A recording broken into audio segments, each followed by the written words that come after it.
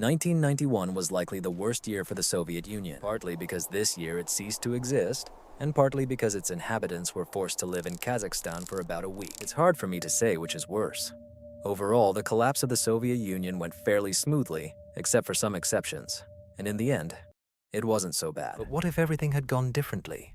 What if it had turned into the fire of civil war? How to plunge the Soviet power into civil war? It's not that difficult, as something like this almost happened in real history. I would start with an attempt at a coup in 1990. Several significant figures, including Vice President Gennady Yanayev, Prime Minister Valentin Pavlov, KGB head Vadim Kurik, and other ministers, attempted to overthrow Mikhail Gorbachev to prevent the collapse of the Soviet Union. These people, whom I would describe as hardline communists, opposed Gorbachev's liberal reforms and his ideas of a union of sovereign Soviet republics, leading Lithuania, Latvia, Estonia, Moldova, Georgia, and Armenia to refuse participation in these reforms and strive for full independence. The irony is that this coup attempt failed in just 72 hours and ultimately accelerated Ukraine's pursuit of independence, further contributing to the collapse of the Soviet Union. In trying to save the Soviet Union, they accelerated its end.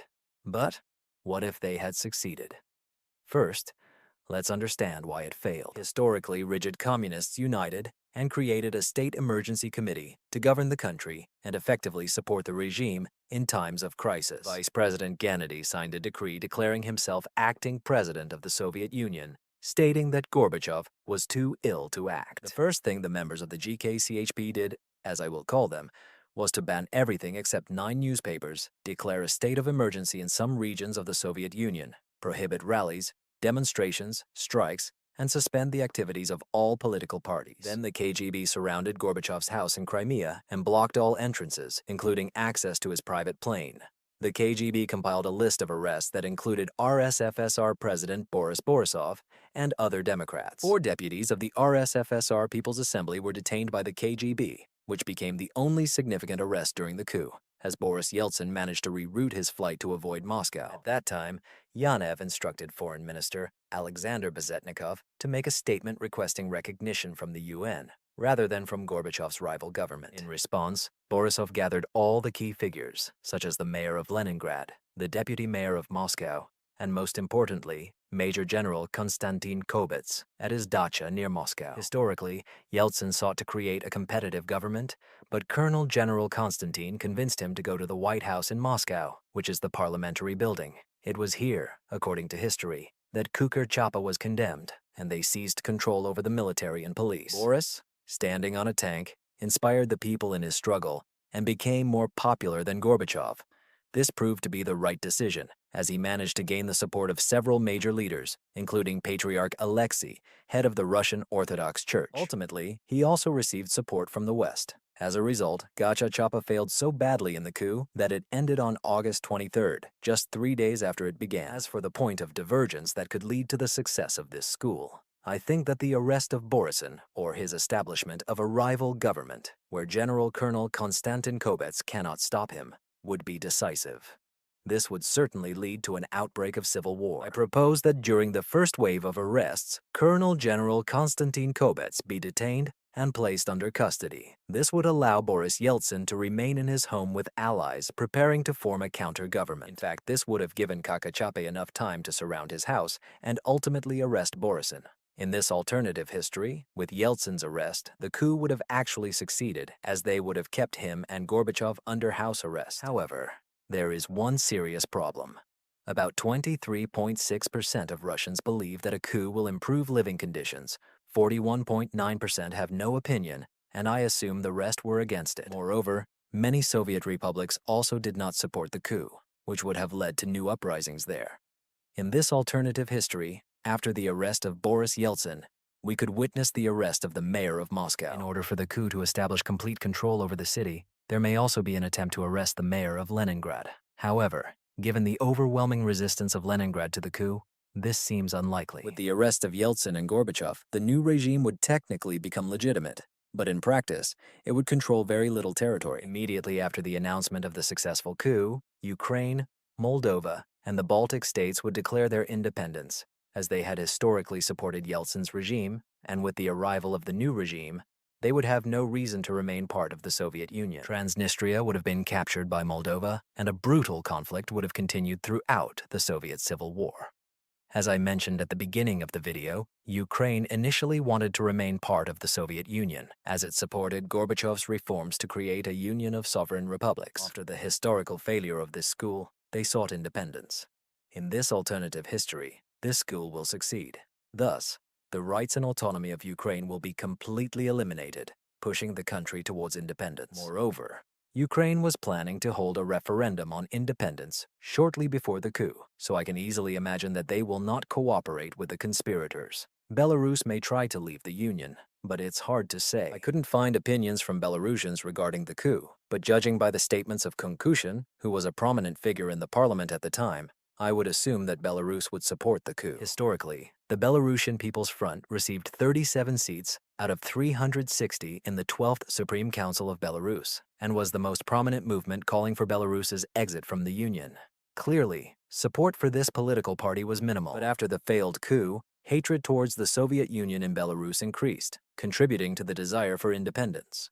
In short, since the coup will now be successful, the Belarusian People's Front will not have significant support. Therefore, they will not declare independence and may remain in the Soviet Union, although the situation will be extremely unstable. Meanwhile, in the Baltic countries, these nations will officially declare independence, but will mostly be occupied by troops loyal to the communists. A few weeks after the coup, while the conspirators are still trying to organize forces for invasion and control over the breakaway territories, the Russian Soviet Federative Socialist Republic may declare its independence, with supporters of the Soviet Union backing Gorbachev. At this moment, Georgia, which declared independence in 1990, will be occupied by these factions along with Armenia. The civil war in the Soviet Union will officially begin in 1992. Before continuing, I would like to consider the three main factions of this conflict. Let's start with the conspirators, whom I will simply call the Soviet Union. They will be concentrated in Moscow and will have tight control over the surrounding territories. Regions like Belarus and the Baltics will fall under their control, albeit more carelessly. Small Soviet socialist republics in the Caucasus and Siberia will side with them, expanding to secure support for their territories. Despite the control over these territories, the population living there does not support them. As I mentioned, they have the KGB and about half of the Red Army on their side, but this loyalty is more due to circumstances than choice. Western countries will openly condemn this faction, stating that it is an illegal regime. However, if they achieve victory, Western states will reluctantly recognize them. The Gorbachev monarchy in the south, which I will simply call the monarchists, will control most of the Caucasus, along with some regions of Siberia. Considering Siberia, it is worth noting that historically, it could have come under control when Gorbachev decided to reform the Soviet Union into a union of Soviet sovereign republics, meaning the republics would have to become independent and the USSR more federal. Siberia and other autonomous republics would support this idea, but only if they received the status of their own republics and were not part of Russia. In this alternative history, I can imagine how Gorbachev's supporters would promise them exactly that, to gain their support. Part of Ukraine would also be seized, along with the occupation of Georgia. This side of the conflict would likely have the other half of the army, but who would lead it is a complex question. Their capital would likely be in Volgograd, and this regime would receive much of the Western support. As for the Russian Soviet Federative Socialist Republic, I will simply refer to them as Russians in this video. Their capital would likely be located in Leningrad, which would be renamed St. Petersburg. They would have small fragments of the Red Army, mainly on Russian territory. With Boris Yeltsin's arrest, one could assume that Putin would take the lead, and that would be correct. Although Putin worked in the KGB, he resigned during the coup. Therefore, I don't think he would have sided with them, even if the coup had succeeded. In the conditions of civil war, the Russians not only sought independence and democratization, but also expansion into the Baltic, Ukraine, Kazakhstan, and the Caucasus. Putin is essentially trying to make Russia as powerful as possible. This is what Putin has always wanted, a great Russia. Additionally, there are several independence movements, which I will mention for simplicity. Thus, one can summarize, the fervent supporters of communism sought to preserve the Soviet Union and make it more authoritarian, claiming all its territory. Supporters of Gorbachev desired reforms and greater autonomy, and the Russians, striving for democracy and independence, would be under the leadership of Putin, who would try to expand Russia as much as possible. At this stage, we had prepared the ground for a truly brutal civil war. So let me tell you how this could unfold. First of all, the monarchists will secure control over most of the Caucasus, as they will be separated from the rest of the Soviet Union. That is, from the staunch communist supporters. I assume this step will go smoothly, as the main part of the Red Army will not be there. Ukraine will attempt to drive the enemies from its territory, but will not be able to reclaim Crimea. Soviet forces will move south, hoping to take Volgograd and suppress Gorbachev's supporters. While certain successes will be achieved, the city will not be close to falling. Meanwhile, the Russians will also move south, aiming to capture Moscow. I truly expect this operation to succeed, as the Muscovites have historically hated the coup. Moreover, at that moment, almost all city dwellers, not just those in Moscow, sharply condemned the coup. Therefore, it will be easier for Russians than you might assume to liberate cities and achieve their independence or democracy. Most Red Army soldiers supporting the coup will begin to waver, and many of them will switch to the side of the Russian Federation. Russia will also invade Estonia, prompting a strong response from the international community. Speaking of the Baltic, Lithuania and Latvia will begin to reclaim their territories, which were only weakly controlled by Soviet troops. We will see how these Baltic countries unite, hoping to ensure independence for all. Now let's move on to Central Asia. Here the events will become truly interesting. Initially, all these republics will support the communist revolution and the hardline communists, as nationalist movements are weaker there. Therefore, they will not declare their independence while local leaders remain staunch communists. They will not support Gorbachev's loyalists and, of course, will not support Putin. This will make them wish to remain part of the Soviet Union, but not because they want to.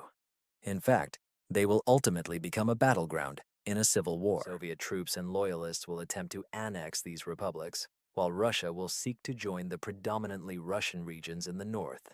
I believe this will lead to an invasion at some point. Simplifying greatly, Kazakhstan will declare its independence and seize the nuclear weapons located in Semipalatinsk. The Russian minorities in the north will start an ethnic conflict that will be supported by Putin. In Uzbekistan, Islam Karimov will declare independence to maintain his power and avoid conflict, which in my opinion could work. Turkmenistan will find itself in a similar situation, and its leader, Murad Saparov, will support anyone who helps him stay in power. Turkmenistan will also gain independence, but will likely support monarchists until it enters the war. Kyrgyzstan may act similarly, supporting monarchists diplomatically, but unlike Turkmenistan, not through military means. Finally, it seems to me that Tajikistan is of the greatest interest.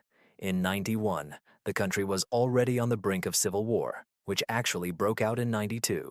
Therefore, I assume that the country may plunge into anarchy. Hardline communists, reformers, independence movements, and Islamists will seize control of the country, leading to complete chaos. In Siberia, loyalists and Kazakhs will begin to weaken Soviet influence. The Red Army in this region will be extremely poorly supplied, yet they will still try to hold on, hoping to connect with other centers of Soviet resistance.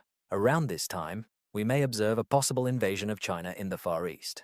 Let me explain. China claimed the territory around Vladivostok for a long time, until May 1991. After signing the border agreement with the Soviet Union, when the country plunged into civil war, it is quite likely that China saw this as an opportunity to expand its borders. Since the government that signed this agreement has ceased to exist, China might not feel the need to adhere to the terms of the treaty.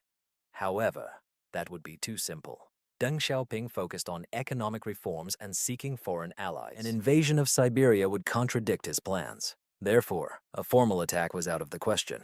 Realistically, China might fear a nuclear state on its border, such as Kazakhstan, Ukraine, and so on, where Soviet nuclear weapons were stationed. China could send peacekeeping forces to remote regions like the Amur region and the Zaporizhzhia Krai, where the Russian separatist state could turn to China for protection, potentially leading to the creation of a pro-Chinese Far Eastern Republic. Believe me, China will not just storm into Siberia like in a card game. Despite claiming rights to these lands, the risk of confrontation with a nuclear power and the international consequences are too great. China was still recovering from the aftermath of the Tiananmen Square events and facing internal issues in the provinces of Xinjiang, Tibet, and Guangdong. Therefore, the onset of war would have serious consequences for China. This is why China would prefer to silently support a pro-Chinese separatist state, I chose a safer option by deploying peacekeeping troops along the border and establishing a pro-Chinese puppet government. This would help China in a crisis situation, avoiding open conflict with the West, allowing for continued alliance building. With the start of 1993, Western support for the Loyalists will begin to raise questions. This is related to the fact that these forces were initially what the West wanted to eliminate. Why should they support them? I believe that as the war drags on, Western support will gradually shift to countries like Ukraine and the Baltic states, rather than to the Loyalists. NATO will begin demanding that parties leave the occupied territories of the Baltics and Georgia, although these warnings will mostly be ignored, except for the Georgian issue. With control over the Caucasus secured, the need for Georgia will diminish for Loyalists, except for territorial expansion. In hopes of regaining Western support, the Loyalists will re-establish the Georgian government, albeit with some limited influences. However, this will not bring them additional support from the West and may even have the opposite effect, activating independence movements in other parts of the Caucasus.